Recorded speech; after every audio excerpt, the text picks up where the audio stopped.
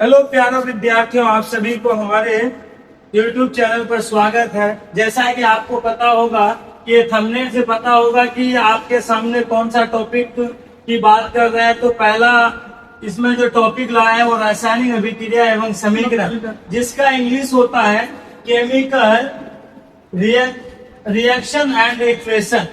Chemical reaction and equation इसका English होता है रासायनिक अभिक्रिया एवं समीकरण। आज हम लोग इन्हीं के बारे में जानेंगे कि रासायनिक अभिक्रिया के अंदर कौन कौन सी या रासायनिक समीकरण के अंदर हम लोग कौन कौन सी चीज पढ़ने वाले। तो सबसे पहले हम लोग चलते हैं पहला पॉइंट, यानी भौतिक परिवर्तन, जिसको इंग्लिश में बोलते हैं फिजिकल चेंज। इंग्लिश में बोलते हैं फिजिकल चेंज, यानी भौतिक परिवर्तन। अब वो परिवर्तन जिसमें पदार्थ के भौतिक गुणों में परिवर्तन होता है, लेकिन रासायनिक गुणों में कोई परिवर्तन नहीं होता, उसे क्या कहते हैं?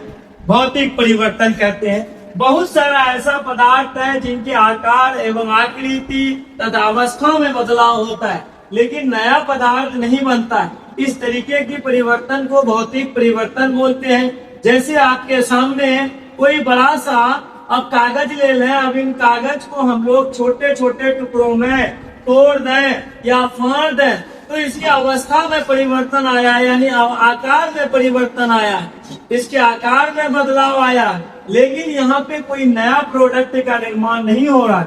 इसलिए इस परिवर्तन को हम लोग भौतिक परिवर्तन बोलेंगे। अब इसी प्रकार से दूसरा अगर एग्जाम्पल लें तो गेहूं का पीसना। अब गेहूं का पीसना, जब गेहूं को पीसेंगे तो आटा बनेगा।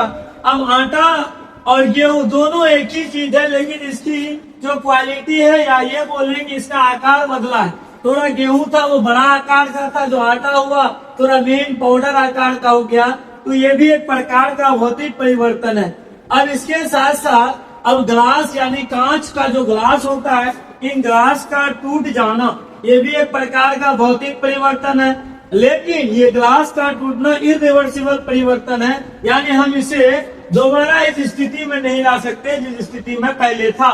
वैसे ही गेहूं का पिस जाना, ये भी इरिवर्सिबल है, यानी पुराना अवस्था में नहीं आ सकता।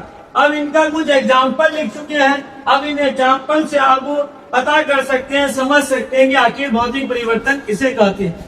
कि बर्फ का पिघलना, जब बर्फ को हम टेम्परेचर बढ़ाएंगे बर्फ के अंदर, या हम रूम टेम्परेचर पे रखेंगे, तो बर्फ पिघल करके क्या बन जाएगा?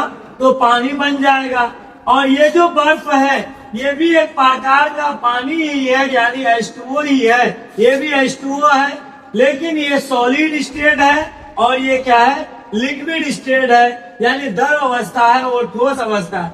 इसका अवस्था बदला है, लेकिन पदार्थ में कोई चीज का बदलाव नहीं हुआ, नया चीज नहीं बना।